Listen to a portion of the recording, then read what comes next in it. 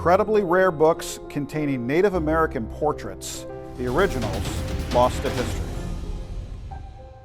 This is a 3-volume set of the history of the Indian tribes of North America, which was a book that was commissioned by Thomas McKenney, who was part of the Office of Indian Affairs. He wanted to document Native American cultures and likenesses of prominent Native American leaders. So he commissioned a series of portraits through an artist named Charles Bird King and several other artists to paint Native Americans who had come to Washington, D.C. to negotiate with the federal government. And he wanted to turn these paintings into a book to get these pictures more broadly disseminated.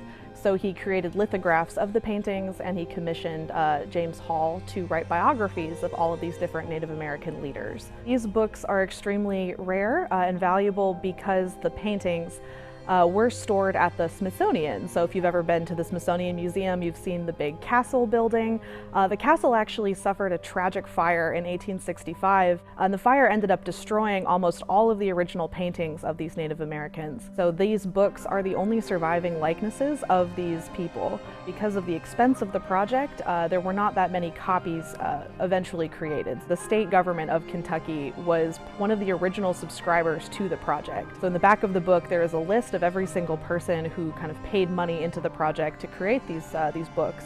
In 1837, actually by an act of the legislature, we decided that we were going to buy into this project and acquire these books to be part of the state library. We have reason to believe these are probably the same copies that were purchased in 1837 and then added to as the project was completed. Each of these portraits are of real people who were painted from life in many cases. So you can see really clearly very vibrant colors of the different kinds of headdresses and hairstyles, clothing, accessories, things that really defined each of these cultures and the way that they express themselves and the way that they differ from each other. And because these were lithographs, they're extremely crisp, and our edition of the book is in extremely good condition. So you can really see the way that these people might have looked in life through the quality of these portraits. So one of the goals of the 250th is to tell diverse stories about all sorts of people who call America home, especially Native American stories.